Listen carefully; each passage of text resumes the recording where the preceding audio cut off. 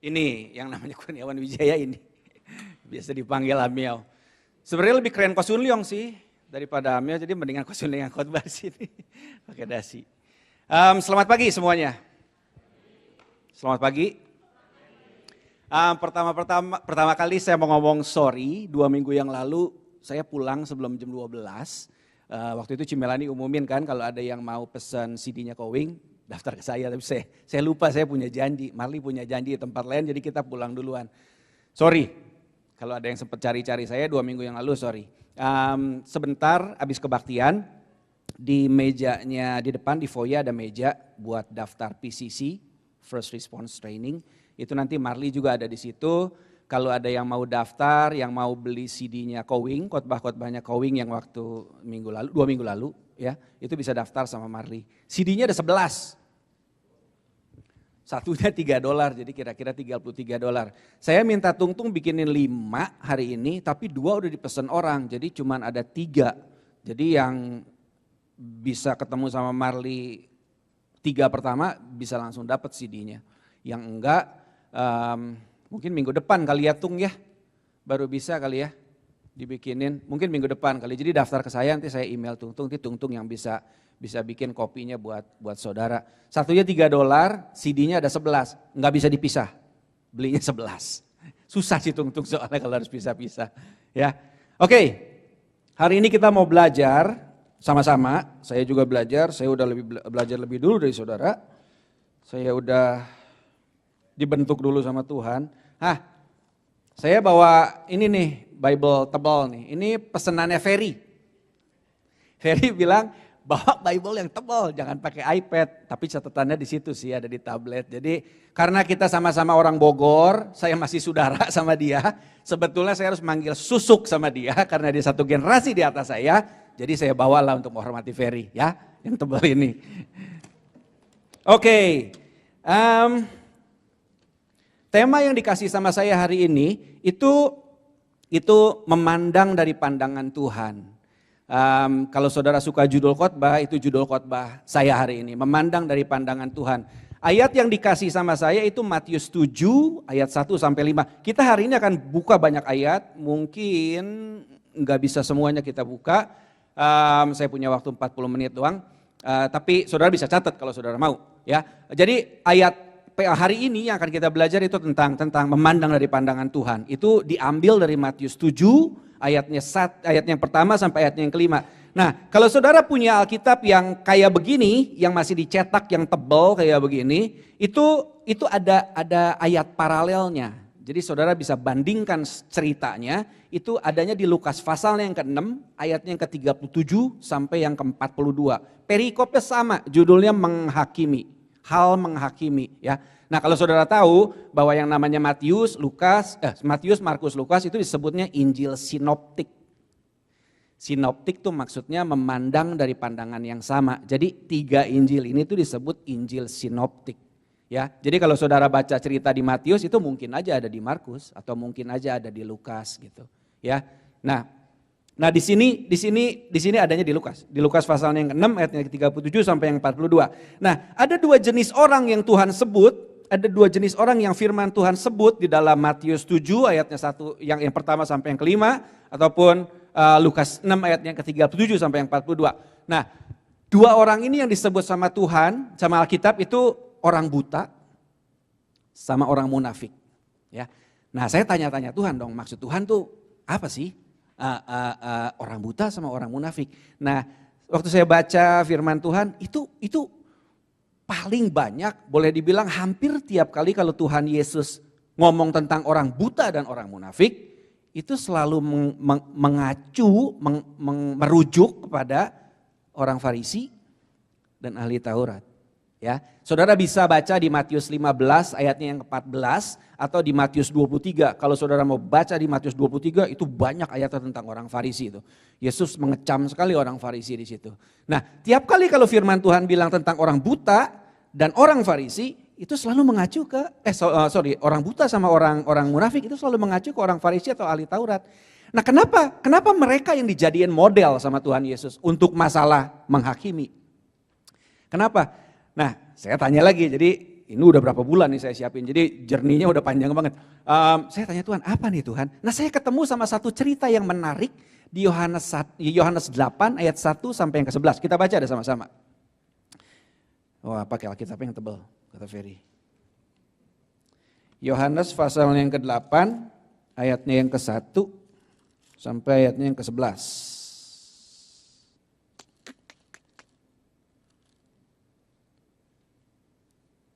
Dapat? Gak bisa ya San ya? Yohanes 1, yes. Oke, saya bacain ya. Tetapi Yesus pergi ke Bukit Zaitun. Pagi-pagi benar ia berada lagi di bait Allah dan seluruh rakyat datang kepadanya. Ia duduk dan mengajar mereka. Maka ahli-ahli Taurat dan orang-orang Farisi membawa kepadanya seorang perempuan yang kedapatan berbuat zina. Mereka menempatkan perempuan itu di tengah-tengah lalu berkata kepada Yesus, "Rabi, perempuan ini tertangkap basah ketika ia sedang berbuat zina. Musa dalam hukum Taurat memerintahkan kita untuk melempari perempuan-perempuan yang demikian. Apakah pendapatmu tentang hal ini?" Mereka mengatakan hal itu untuk mencobai dia, supaya mereka memperoleh sesuatu untuk menyalahkannya. Tetapi Yesus membungkuk lalu menulis dengan jarinya di tanah. Dan ketika mereka terus-menerus bertanya kepadanya, ia pun bangkit berdiri lalu berkata kepada mereka, "Barang siapa di antara kamu tidak berdosa, hendaklah ia yang pertama melemparkan batu kepada perempuan itu." Lalu ia membungkuk pula dan menulis di tanah. Sampai seterusnya sampai ayat yang ke-11 ya. Nah, saudara mungkin udah familiar banget dengan cerita ini. Udah sering dengar, udah sering baca ya.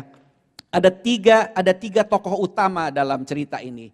Tuhan Yesus, perempuan yang berbuat zina, sama orang-orang Farisi, ya, sama ahli-ahli Taurat. Ada tiga. Nah kita mau fokus di tiga tokoh ini. Ini pelajaran ini penting, soalnya kita kan lagi mau bangun fungsi 5 jawatan nih, ya, di cell group kek, di gereja kek. Nah interaksi kita di dalam cell group nanti itu akan saling melengkapi itu. Ya, kita kemarin discuss di cell group bahwa di depannya kita mau ngelihat bahwa setiap anggota cell group tuh bisa terbuka sama anggota yang lain supaya kita bisa saling melengkapi gitu, saling menegur, saling mengajar, saling diajar juga. Nah, waktu kita berinteraksi sama teman-teman cell group kita bakalan ada di dalam posisi seperti ini, ya. Ada di posisi Tuhan Yesus yang orang lain tahu-tahu bahwa ke kita nih ada orang, si ini nih lagi bikin salah nih, lagi bikin dosa. Nah kita mungkin ada di posisi seperti itu. Atau kita ada di posisi orang Farisi yang orang itu mungkin cerita sama kita tentang dosanya dia, ya kan? Atau mungkin kita lagi ada di dalam posisi, saya yang lagi jadi orang berdosa nih hari ini. Nah itu mungkin kejadian tuh nanti di cell group.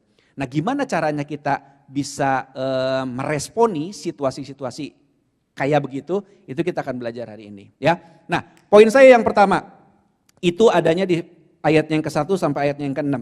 Nah kalau saudara, sekali lagi bener Ferry sih, kalau yang tebal ini nih, itu tuh ada catatan kakinya ya. Jadi waktu si orang-orang Farisi ini bawa orang perempuan ini datang ke depan Tuhan Yesus, itu tuh mereka mengutip ayat dari perjanjian lama ya. Jadi saya juga tahunya dari Alkitab ini sih. Jadi saya baca, saya lihat. Itu ada di Imamat 20 ayat yang ke-10 ya. Kalau orang kedapatan berbuat zina, dia tuh seharusnya dibunuh, dilempari batu. Nah yang menarik, itu yang dibawa cuma perempuannya doang ya. Kalau kita baca di ayatnya yang ke mana nih?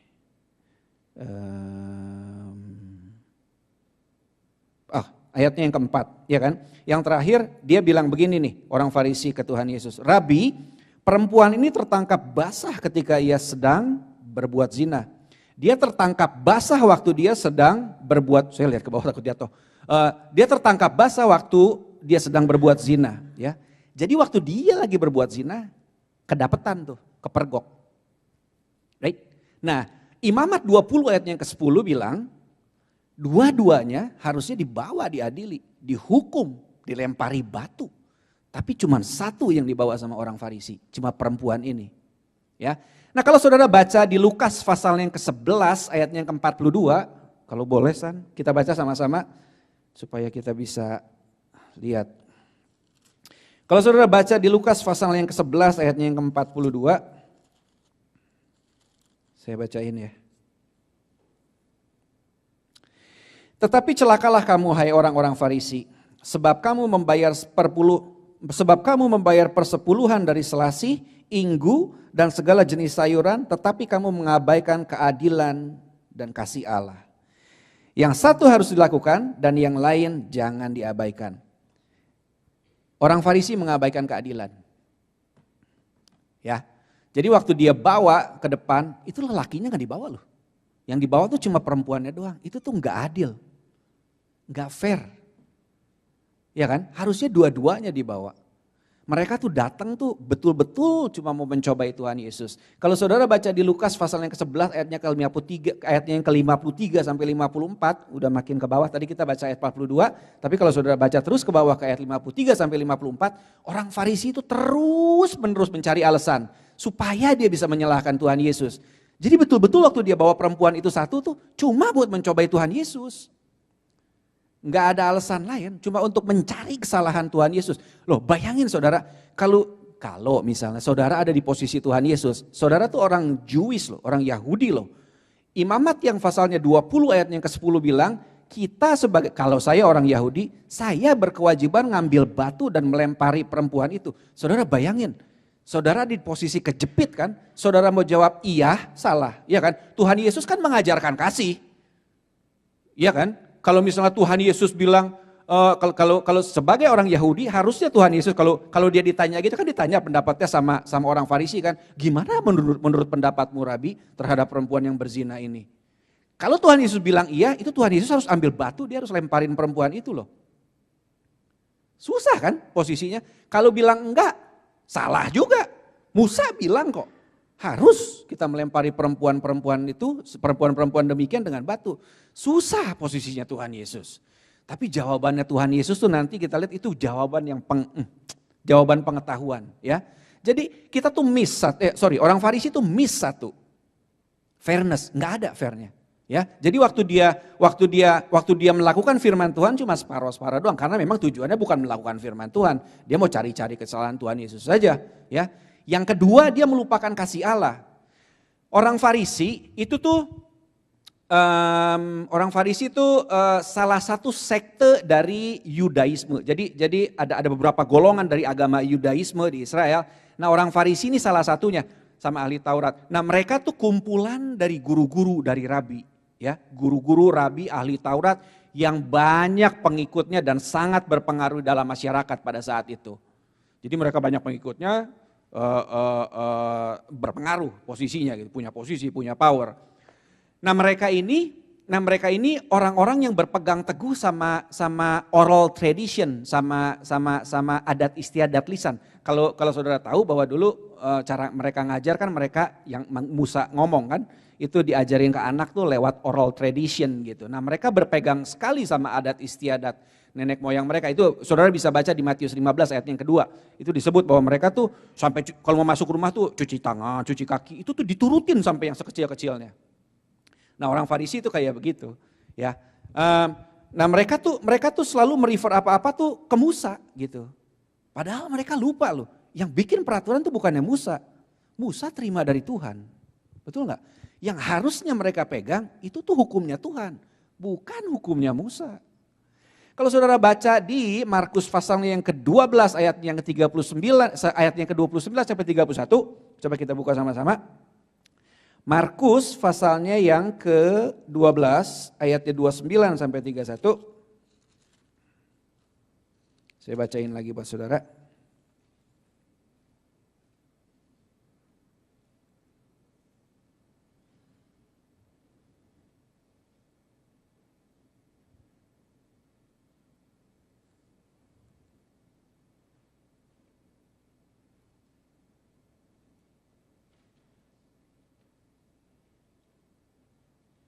Markus 12 ayatnya yang ke-39, vernya yang ke-29 sampai 31. Ya, saya baca. Jawab Yesus, hukum yang terutama ialah, dengarlah hai orang Israel, Tuhan Allah kita, Tuhan itu Esa. Kasihilah Tuhan Allahmu dengan segenap hatimu dan dengan segenap jiwamu dan dengan segenap akal budimu dan dengan segenap kekuatanmu. Dan hukum yang kedua ialah kasihilah sesamamu manusia seperti dirimu sendiri. Tidak ada hukum lain yang lebih utama daripada kedua hukum ini. Firman Tuhan bilang jelas kok, yang namanya hukum kasih, hukumnya Tuhan itu harusnya mengatasi semua hukum. Enggak juga hukum Taurat, hukum Musa. Ya. Dan miss gitu. Orang Farisi tuh miss kasih Allah juga. Jadi mereka tuh benar-benar datang tuh dengan judgment. Nah, tapi apa yang dibikin sama Tuhan Yesus terhadap orang Farisi? Tuhan Yesus nggak bilang apa-apa loh. Biarpun Tuhan Yesus tahu bahwa orang Farisi ini cuma separoh-separoh melakukan firman Tuhan ya. Tapi Tuhan Yesus nggak menghakimi itu. Tuhan Yesus cuma apa disebut sama Alkitab di ayat 5. Membungkuk dan menulis di tanah. Iya kan? Padahal tuh bisa aja dia menyalahkan. Kalau saudara baca di Yohanes, tadi kita bacakan Yohanes 8 ayat 1 sampai 11. Kalau saudara baca sampai ayatnya yang ke-26, sebenarnya Tuhan Yesus bilang gini, banyak hal sebenarnya yang harusnya kukatakan kepadamu, kukatakan dan kuhakimi terhadapmu. Tapi Tuhan Yesus memilih untuk mendengarkan suara Bapa dan mengatakan apa yang Bapa suruh dia katakan. Wah, luar biasa banget ya. Jadi Tuhan Yesus enggak pass on judgment. Nah, akan ada waktu-waktunya buat kita, waktu kita kumpul di cell group, kita tuh nggak usah melepaskan judgment. Dan nih kemarin keluarin satu statement bagus banget. Ada waktunya kita tuh cuman mungkin akan denger aja gitu, dengerin teman kita yang mungkin lagi jatuh atau yang lagi lemah. Kalau saudara baca di Yohanes 8 ayat 1 sampai 11, nggak keluar satu pun pengajaran dari Tuhan Yesus, enggak loh. Enggak keluar begitu ketemu orang perempuan yang berzina gitu terus langsung bilang, lu kan harus begini menurut Alkitab. Enggak baca, enggak bilang apa-apa. Tuhan Yesus enggak bilang apa-apa. Nah, kita harus contoh hal yang kayak gitu. Ada waktunya kita harus diem. Kita cuma berdoa sama Tuhan dan kita peka sama pimpinan Roh Kudus supaya kita bisa mengeluarkan perkataan yang tepat buat teman kita. Dan kalau memang kita harus diem waktu itu, biarin mereka melepaskan apa yang ada dalam hati mereka mungkin. Karena mereka mungkin mereka udah tahu kalau mereka berdosa kan, udah nggak usah ditunjukin lagi gitu. Mereka cuma mau mengeluarkan itu aja. Nah, kita sebagai teman, kita mungkin perlu duduk doang. Cuma perlu diem aja, dengerin aja supaya mereka bisa melepaskan itu. Karena waktu kita jadi teman buat dia, Roh Kudus bisa kerja loh. Jangan pernah mengkerdilkan Roh Kudus, ya. Boleh kalau kita emang digerakkan untuk memberi nasihat boleh, tapi percaya bahwa Roh Kudus juga bisa ngomong sama orang itu. Jadi contohlah Tuhan Yesus. Biarpun dia tahu bahwa orang Farisi itu kurang dalam hal kasih, kurang dalam hal keadilan, dia nggak pass on judgment loh. Dia nggak judge orang Farisi. Ya. Jadi itu poin saya yang pertama. Ada waktunya kita tuh harus diem. Ada waktunya kita harus tuh nggak blame orang lain gitu. Karena kan biasa dong kita sebagai orang Kristen kalau ada orang datang sama kita biasa untuk kita mengeluarkan nasihat, mengeluarkan firman Tuhan. Nah, ada kalanya kita harus diam. Diam mungkin lebih bagus saat itu. Dan mungkin kita biarkan aja Roh Kudus ngomong sama orang itu. Ya, oke, itu poin saya yang pertama. Poin saya yang kedua. Ayatnya yang ke-8. Balik lagi ke Yohanes 1 ayatnya yang ke-8. Yohanes 8 ayatnya ke-8.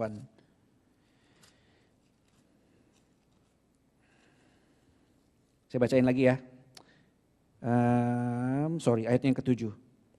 Dan ketika mereka terus-menerus bertanya kepadanya, ia pun bangkit berdiri lalu berkata kepada mereka, barang siapa di antara kamu tidak berdosa, hendaklah ia yang pertama melemparkan batu kepada perempuan itu. Barang siapa di antara kamu yang tidak berdosa, barang siapa di antara kamu tidak berdosa, hendaklah ia yang pertama melemparkan batu kepada perempuan itu. Nah, menarik kalimat ini. Kalimat ini enggak ada di Imamat 20 ayat 10 tuh enggak ada, ya. Barang siapa tidak berdosa, dia yang melemparkan batu pertama kali. Tapi yang Tuhan mau ngomong gini loh, siapa sih di antara kita yang enggak berdosa? Enggak ada kan? Semuanya berdosa. Jadi Tuhan mau bilang gini, yang namanya menghakimi itu tuh jatahnya Tuhan. Bukan jatahnya kita. Kita baca Yakobus 4 ayat yang ke-12. Mudah-mudahan kau biling ngikutin di atas, cepat saya.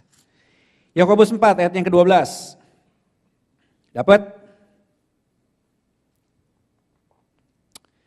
Saya bacain ya.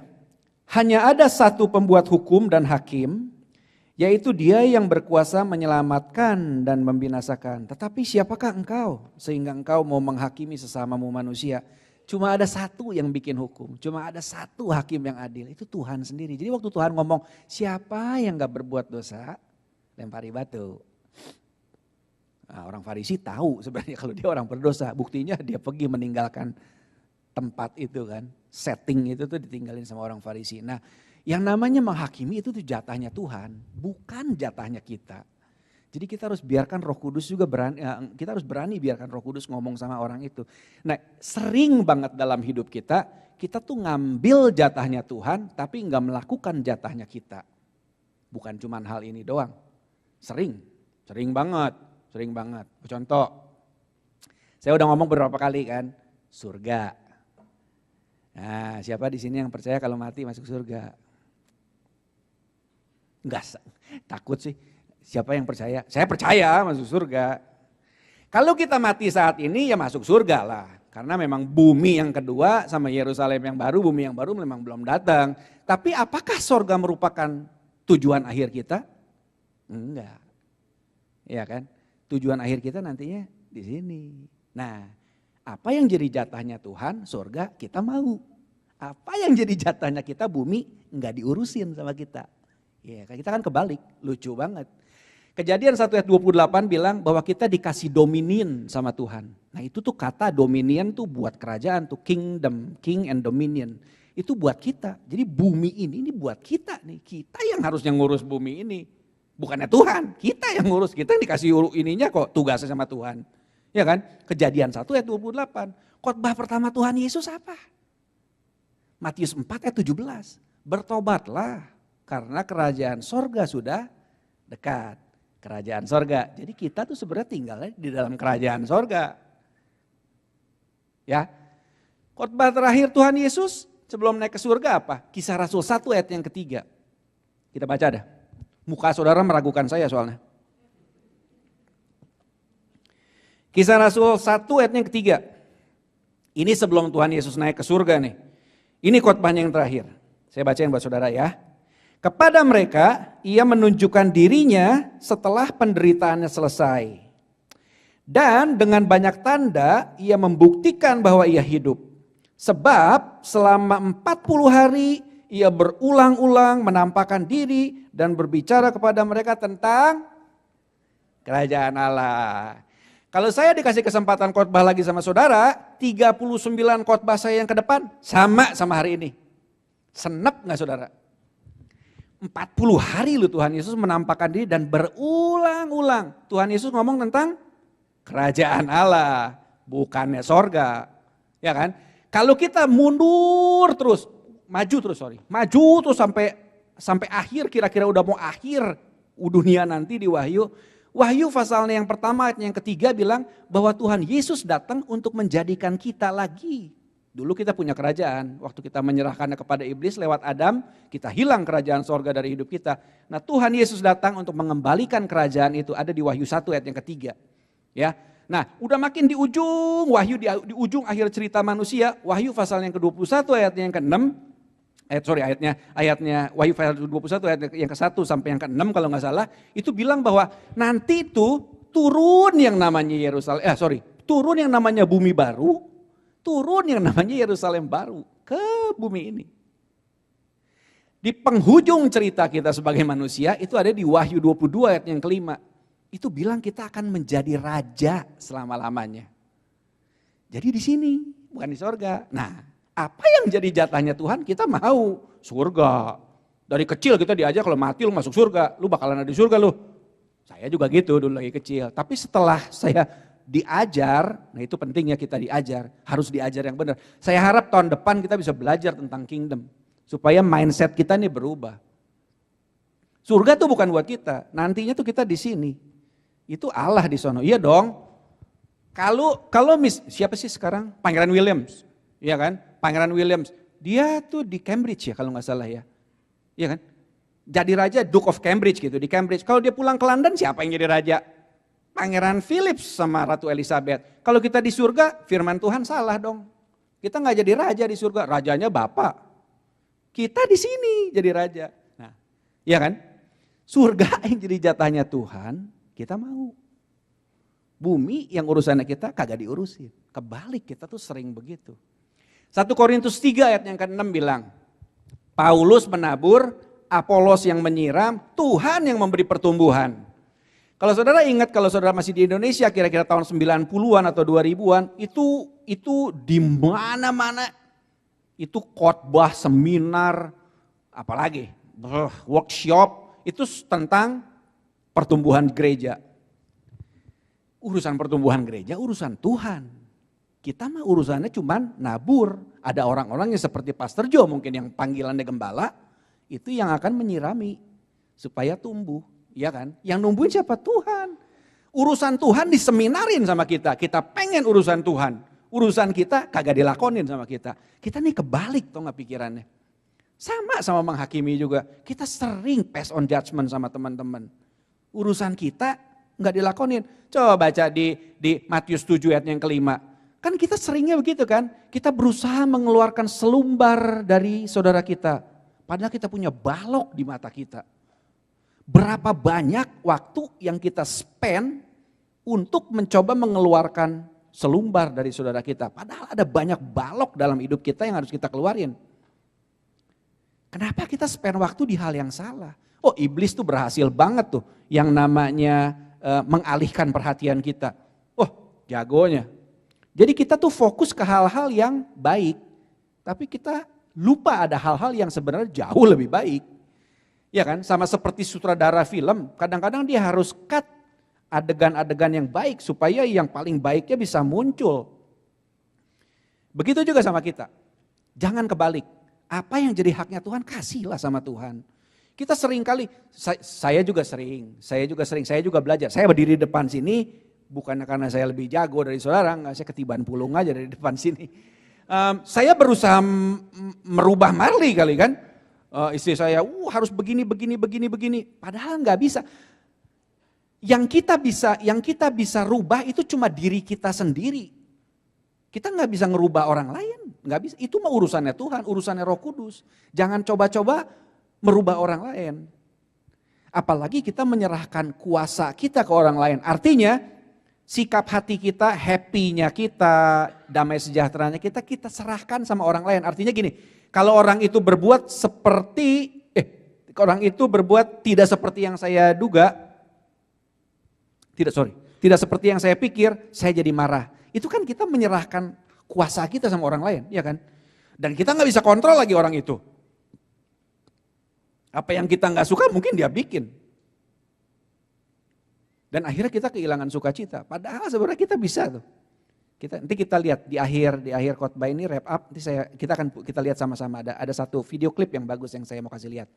Itu tuh kita sebenarnya yang harus berubah. Saya baru seminar 2 hari yang lalu, bukan dikirim sama kantor, jadi bagian dari maintenance program saya, designation saya harus ikutin seminar tiap tahun. Nah, seminar yang kali ini nih seminar tentang psikometrik. Kita belajar kan psikometrik, lagi Kowing ada di sini kan, buat para leaders kan ada beberapa yang udah tahu. Kita belajar dari yang di DISC, DISC kan. Itu lebih ke arah how we want to behave gitu. Nah, yang saya belajar 2 hari lalu tuh SDI namanya. Ada tiga psychometric tools di dunia ini. Nah, yang kedua tuh SDI. SDI ini yang saya belajar kemarin lebih ke arah motif. Jadi motif saudara gitu, motif. Orang-orang tuh tipenya beda-beda kan. Itu waktu dia melakukan sesuatu tuh motifnya beda-beda. Jadi kita bisa menghargai satu sama lain. Saya punya privilege belajar kemarin 2 hari. Ada satu lagi yang namanya Myers-Briggs. Nah, itu lebih ke arah personality. Saya harap saya bisa belajar one day. Nah, tapi sama aja gitu. Dari tiga-tiganya setelah saya lihat, ternyata ujung-ujungnya firman Tuhan loh. Ternyata ujung-ujungnya tuh Matius 7 ayat kelima tuh. Bahwa kita tuh biasanya tuh berusaha mengubah orang lain, padahal yang harus dirubah tuh kita sendiri. Ada itunya, ada diagramnya nanti ada disebut what they see, they do something, terus we see something, and then we do something, and they see something. Terus we do something, they do something lagi. Kita see lagi, kita do lagi. Dia lihat, dia bikin, kita lihat, kita bikin. Nah, yang namanya solusi dalam setiap konflik itu adanya selalu di kolomnya kita. Jadi benar, dunia sekuler sebenarnya nggak ada sekuler, nggak ada rohani sebenarnya, nggak ada pemisahan sih. Tapi kalau kita boleh ngomong, marketplace itu bilang bahwa yang namanya solusi konflik resolution itu letaknya adanya di kita, bukannya di orang lain. Jadi benar sebenarnya kalau kita melakukan firman Tuhan, itu betul. Saudara pakai ada firman Tuhan dalam kerja. Saya mencoba dan saya lihat banyak berhasilnya. Banyak berhasilnya. Ya, jadi apa yang jadi jatahnya kita lakukanlah. Jangan jatahnya Tuhan kita ambil, jatahnya kita nggak lakukan ya. Biarkan hal menghakimi itu jadi jatahnya Tuhan. Nah, yang terakhir, nomor 3, jangan tawarkan agama, tapi tawarkanlah Kristus. Jangan tawarkan agama. Nah, kita baca coba ya di Matius 23 ayat 15. Matius pasalnya yang ke-23 ayatnya yang ke-15.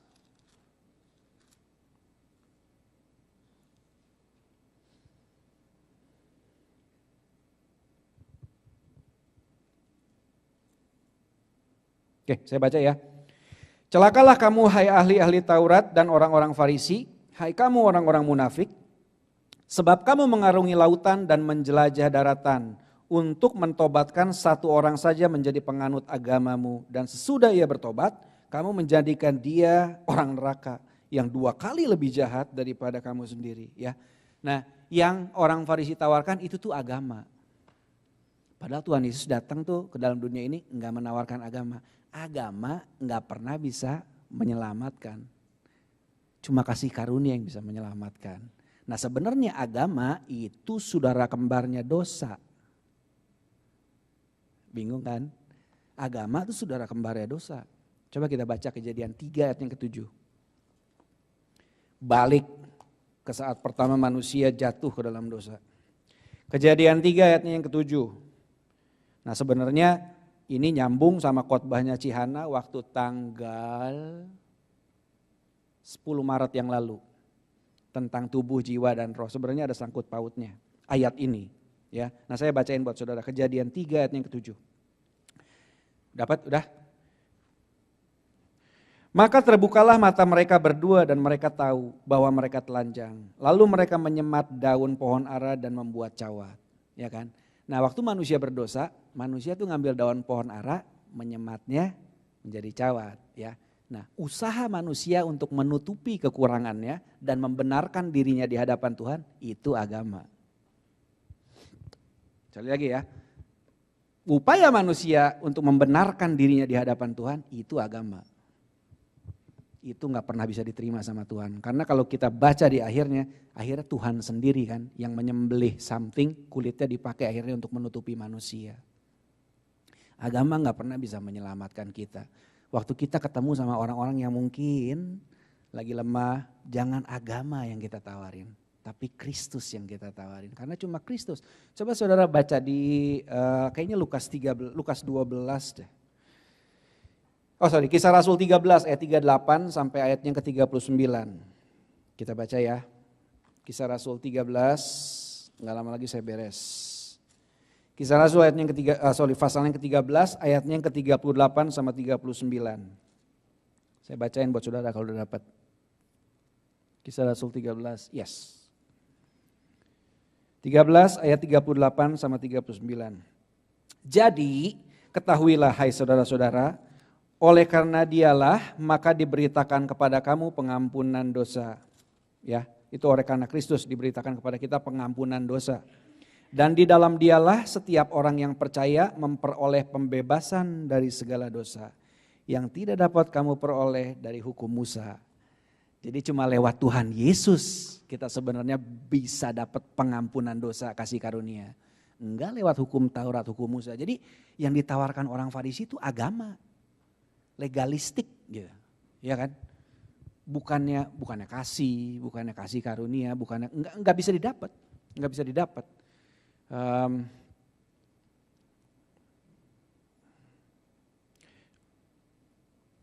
Ya jadi bahaya Kalau kita mengambil posisi sebagai orang Farisi itu bahaya. Kuasa, pengetahuan, knowledge, posisi yang tanpa dibarengi sama takut akan Tuhan cuma akan melahirkan agama. Kalau saudara tahu firman Tuhan cuma di sini, tapi saudara enggak melakukannya, dan saudara punya posisi mungkin ya kan, gereja, saudara punya jadi leaders, jadi elders, tapi kalau tanpa disertai takut akan Tuhan, itu tuh jadi agama. Oh ini saya lagi ngomong sama diri saya sendiri juga loh. Jadi kalau saya tahu banyak tapi saya enggak melakukan firman Tuhan, waktu kita ada di posisi leaders, wah yang kita tawarkan ke saudara-saudara itu mungkin agama. Bukannya contoh hidup, kita enggak mewarisi apa-apa ke saudara. Ya,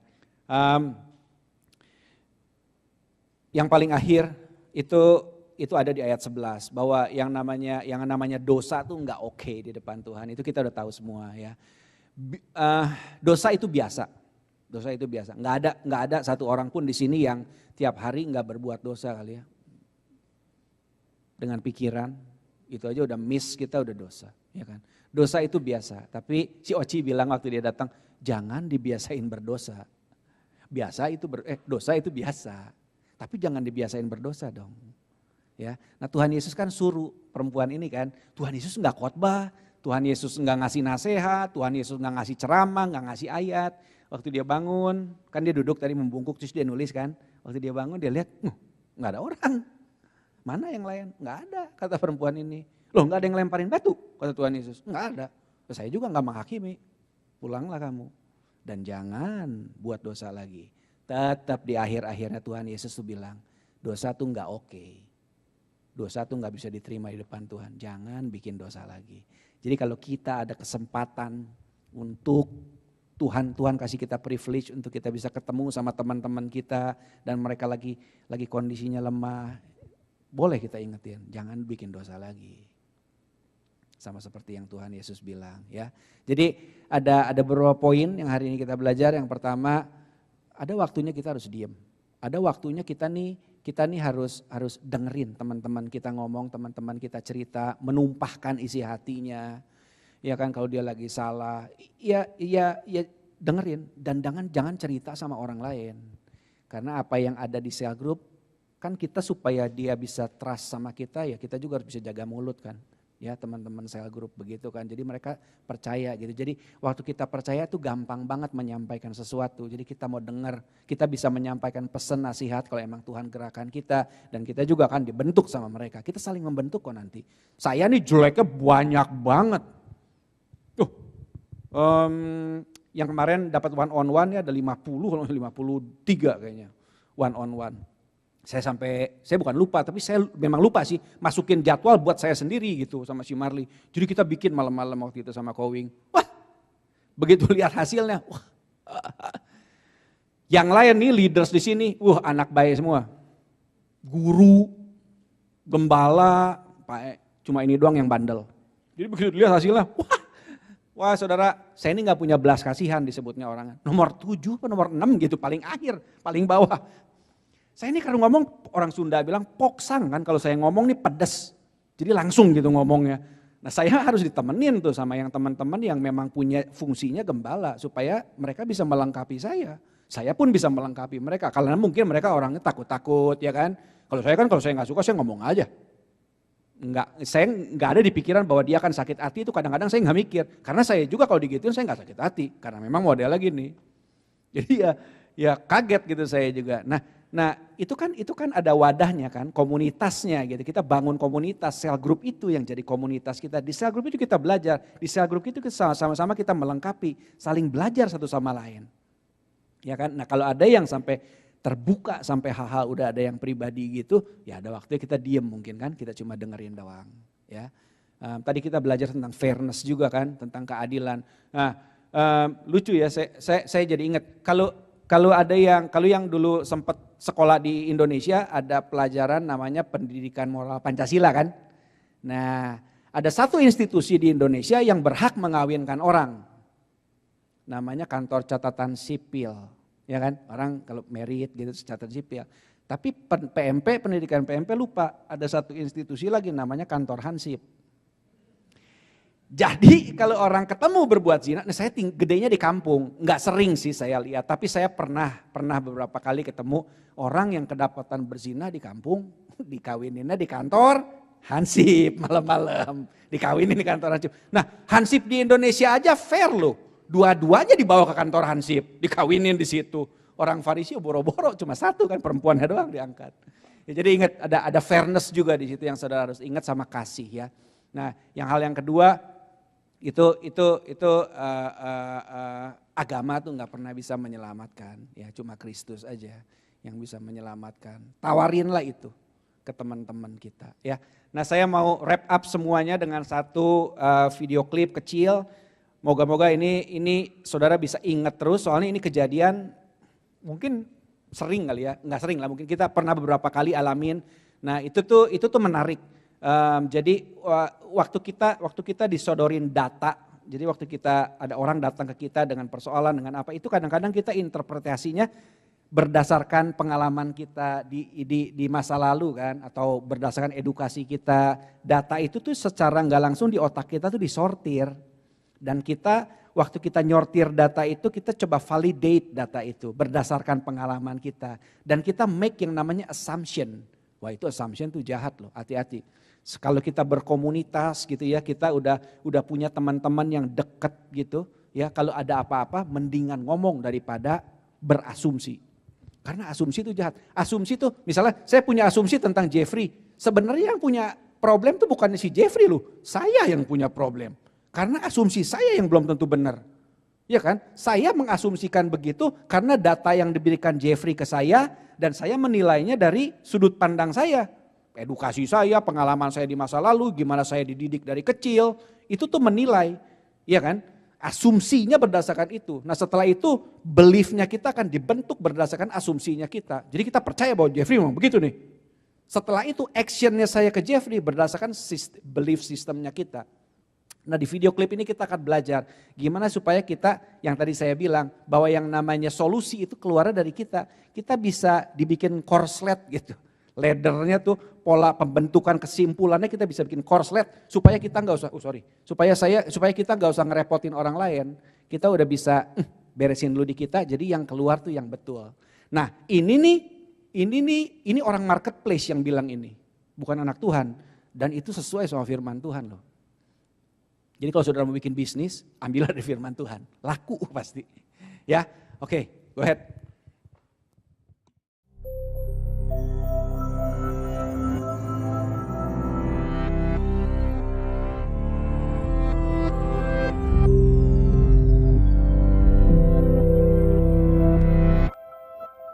Imagine a microscopic-sized ladder contained in the part of our brain that will label our subconscious.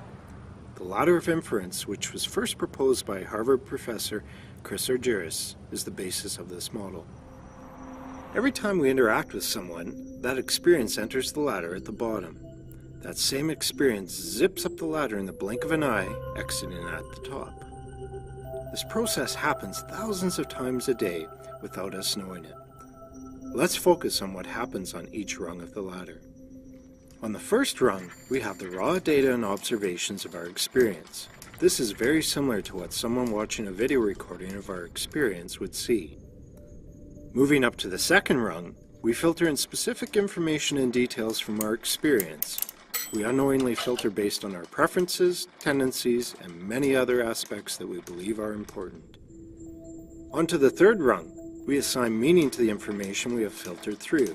This is where we start to interpret what our information is telling us. On the fourth rung, a very crucial thing happens. We develop assumptions based on the meaning we created on the previous rung, and we start to blur the distinction between what is fact and what is story. On the fifth rung, we develop conclusions based on our assumptions.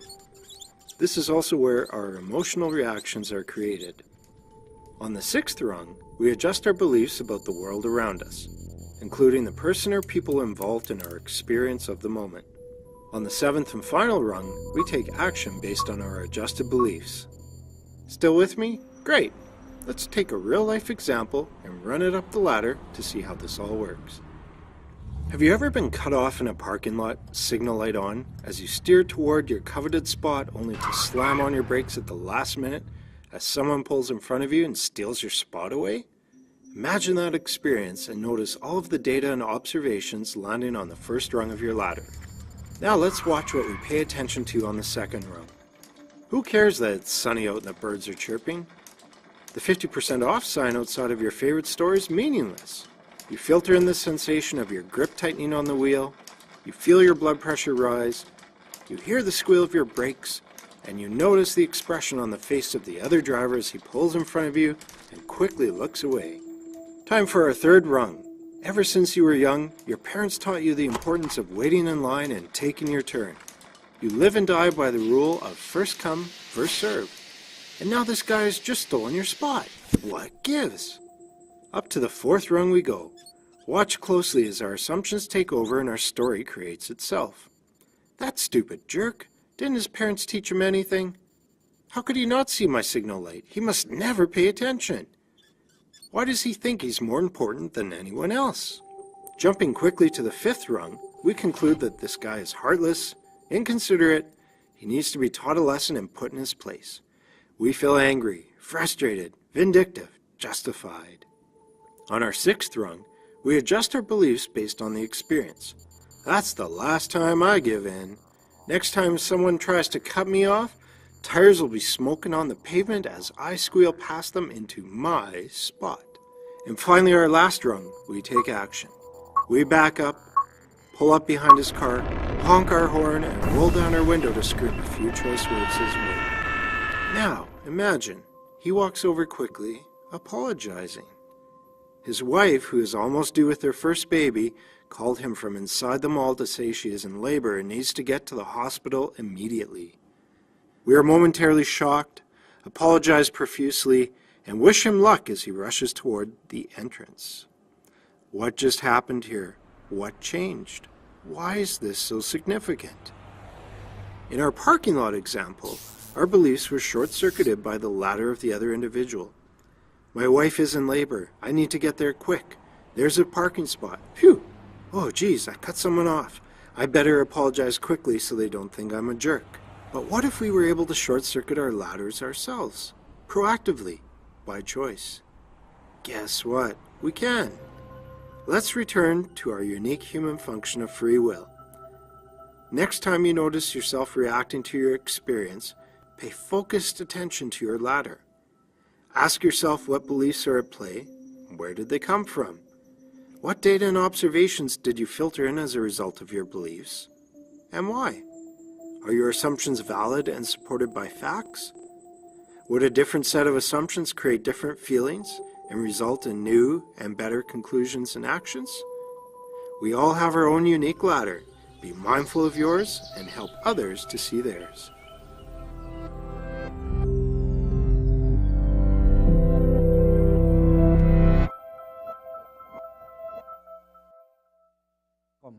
TED.com, TED.com. Jadi ada beberapa yang kalau mungkin mau, kalau saudara suka presentasi atau apa mungkin bisa dipakai. Bagus, ya. Jadi ya gitulah kesimpulannya. Saya harap sekali bahwa saudara bisa grab insight-nya dan bisa share di komunitas saudara semua ya. Oke, kita berdoa yuk, kita tutup. Bapak, kami bersyukur buat pagi hari ini kami bisa belajar sama-sama Tuhan. Kami mau dalam hidup kami sehari-hari, dalam hidup kami berkeluarga, bersel group, membangun support system kami Tuhan. Kami belajar menerima orang lain. Kami mau peka dengan Roh Kudus, kami enggak make assumption Lord. Tapi kami mau connect dengan Tuhan, kami mau curious about others. Apa yang sedang terjadi dengan kehidupan teman-teman kami mungkin, siapa mereka, kita mau tahu Tuhan. Kami mau tahu sebelum kami bereaksi and take action. Mungkin waktu kami bereaksi dengan impulsif kami akan menyesalinya ya Tuhan.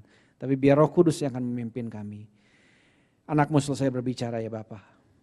Tapi biar Roh Kudus yang akan meneruskan, memetraikan apa yang sudah kami dengar hari ini, value yang sudah kami dengar, biar itu semua kami bawa supaya pola pikir kami berubah Tuhan, supaya kami hidup untuk memuliakan nama Tuhan. Biar kami pulang, kami memberkati komunitas kami, keluarga kami. Kami bisa berinteraksi dengan benar dengan pasangan kami, dengan anak-anak kami, dengan teman-teman kami. Supaya kami ini jadi berkat buat orang lain dan buat komunitas kami. Terima kasih ya Bapak, sekali lagi kami menyerahkan semuanya ke dalam tangan Tuhan. Di dalam nama Tuhan Yesus, kami sudah berdoa dan mengucap syukur. Amin. God bless you.